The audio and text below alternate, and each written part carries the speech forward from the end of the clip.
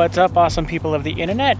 Nitsamit via Yonhope Matsuwa, but you can call me JD. So let me just update you guys on what's been going on with me for the past couple weeks. Last week, I attended the Herd Museum in Phoenix, Arizona, which hosts one of the largest indigenous art festivals in the world. I have family members who participate in that event every year. A lot of indigenous artists, not only within Arizona, but also from outside of the state, come to that event. I was able to obtain a lot of really good interviews from Native artists in terms of how we still push for cultural representation within our modern work and why it's important for our cultural identity to be represented within our art pieces. Be on the lookout for that. That video will be coming up next. Before that, I also gave a presentation for a state association of school counselors. As many of you guys know, a lot of schools have shut down, and yesterday I just got word that my school district will be closed for 2 weeks. Currently, we are on spring break this week, but next week we will also continue to remain closed.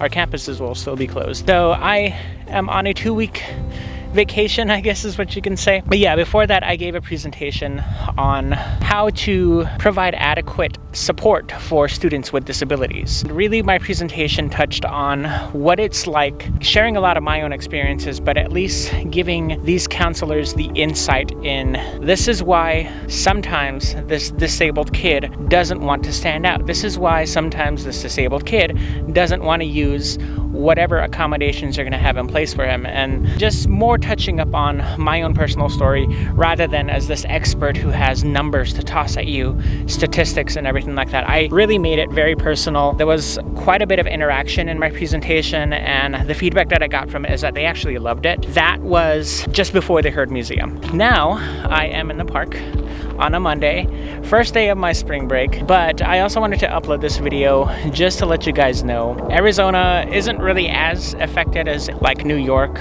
or the Los Angeles, Southern California area. Like the whole thing, if you follow me on Instagram, you'll see a picture that I posted of the shelves being empty of like cleaning supplies and toilet paper this past Wednesday. We have been low on toilet paper supply in our place. Me and the husband were like, okay, we're gonna go out to the store and grab some toilet paper rolls. We like going to Big Lots because you can get the bulk thing for like $10. And we went into Big Lots, not really expecting anything until we go into the paper supply section and everything is just like wiped out. So like, okay, let's go across the street to Target and go into Target. Same thing there. I'm like, okay, it's happening here now, I guess. But it's funny because we came home to my sister, who fortunately does work from home. This happened way before this whole international crisis happened, like, well, before the national crisis happened here in the United States. She was already working from home, telling her, yeah, we couldn't find any toilet paper. And I had suggested Home Depot on the way home. And she's like, okay, I'll take you to go to Home Depot to look for toilet paper. And she was kind of like thinking we were joking. I don't know, she's like kind of laughing at the fact that we couldn't find toilet paper. My sister takes me out and Jared just decides, okay, I'm gonna go along just for the ride. He wants to see more stores like just cleared out, like, you know, for the experience of it all. Go to Home Depot. Google says they're stocked, but we go inside, of course they're not stocked. We go to like 3 other stores after that. We can't find anything except for this one store that you would least expect to go in to buy toilet paper for. They were stocked. They were individually wrapped rolls, but I still stocked up on that. That's my story of how we were lucky enough to at least find a store that had enough supply. I'm not one of those people that got like 60, 80 rolls of toilet paper, but like just for precaution, I convinced us to get just enough to last us because we don't know when we might be able to get our hands on something like that in a while. Arizona isn't that bad. It's just, you know, like everybody buying stuff and freaking out. But like people are still out.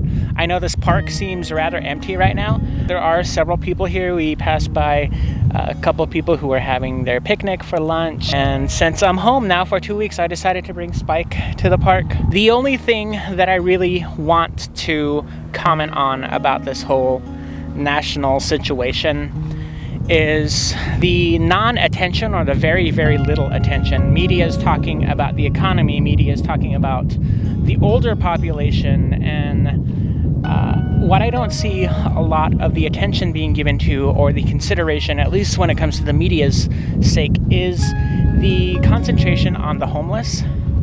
How is the homeless community being impacted by all of this? The privilege that you have, and you really, like, in situations like this, you really are lucky for what you're able to have access to. And these are definitely privileges. The privilege that I have to be able to have someone who is able to transport me from point A to point B, people who can drive. A lot of the people in the bigger cities don't own cars. How are they getting around? How are they getting supplies? The other thing, though, is the disabled community. How is the disabled community being impacted by all of this in terms of you have people with certain disabilities, Down syndrome, for example, where their immune system isn't as strong. Autoimmune diseases are a thing. Diabetics, their immune system isn't as strong to fight off like your basic viral sickness, infections and stuff like that. Really makes me wonder how parents of children with disabilities, one, how are they handling this quote-unquote hysteria? Are they scared for their child's safety because they do not have an effective or a very strong immune system? Two, how are the children who have disabilities? It's hard enough explaining this situation to children in general, but how do you explain this situation to a disabled child? There are a couple people in my mind who I know here through YouTube who are coming up into my head, one of them being the mother of a child who does have complications and does get sick easily. So I wonder how she's taking all of this, and they live in New York. So these things, I'm just considering. I myself, I'm fine. I'm not freaking out too much about it. I think that we all can agree that what we really don't like is just uncertainty. And right now, like as a generation, this is a totally different type of spreading with it being an airborne virus.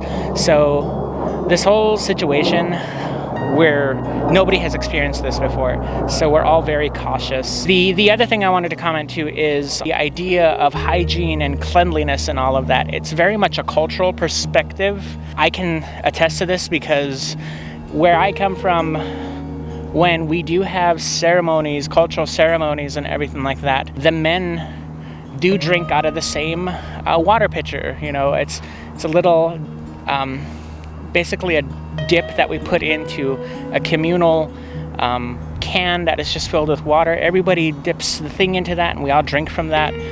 So the cultural perspective, of people on reservations, how are they handling, like, oh, you need to wash your hands every so often, you need to disinfect this and that. And the cultural perception of Native people in general is like a big theory that we have is, we share everything, we drink out of the same cup, we eat out of the same bowl and that's what builds up our immune system. And to an extent, I do know that exposure to a certain extent, exposure can help boost your immune system. But at the same time, I don't know, I guess just that cultural perception, that's another thing that is on my mind, is how do people who don't think that washing hands is very important, how is that affecting the safety of like their family, their children, just stuff like that. Just things that are on my mind in terms of how different people are reacting to this situation. The other thing I just want to say, a big thing that I just want to say is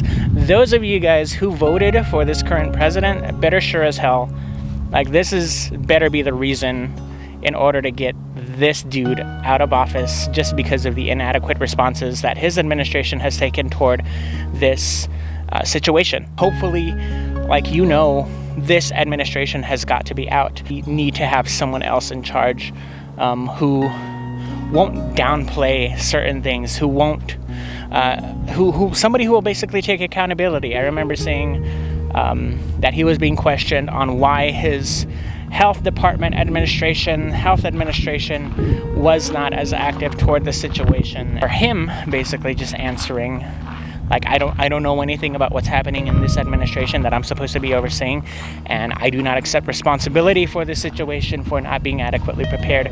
You're the leader, and that's part of your cabinet, your administration, and how the hell do you not accept responsibility for what's supposedly supposed to be happening under your administration, under your, it's your staff, how the hell do you not know what the hell is going on underneath you, you know, the people who work for you?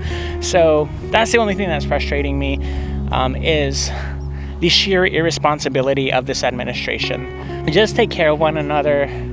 Uncertainty, we all hate it, but like everything's fine. There's people here. People bringing out their dogs, people running, people exercising. It's beautiful weather down here in southern Arizona. If you guys have anything else you would like to share in terms of if you know someone with a disability, if you have children, like how are you explaining this situation to them? But like as far as Arizona is concerned, people still go out. We're not like lock up and martial law and all of that stuff. Everybody's just chill. The only thing that I am still wondering about is my job status, being that I do work for the public school system. For now, we know that schools in the state have been shut down, but will that continue to prolong itself? And one thing that we have been preparing for too is state standardized testing. How is this going to impact people's education promotions? You know, I've been joking, like, I guess nobody's graduating this year because no school, no tests. So yeah, just a couple things on my mind. Again, be on the lookout for the feature video from the Heard Museum before all of this happened. And I think it's really, really interesting of the interviews that I captured at that event. I'm really excited to put this one out. How are you guys handling this? What are you guys doing? I have 2 weeks off, so I think I'm gonna go ahead and just use this time to focus on putting more videos out there. All right, thank you guys so much for watching. I know this is a long video, but I mean, some of you probably don't have anything else better to do. So give me some suggestions of topics that you want me to discuss, and I'll see you guys in the comments. Don't forget to like, share, and subscribe. And if you already are a subscriber, you will see me later.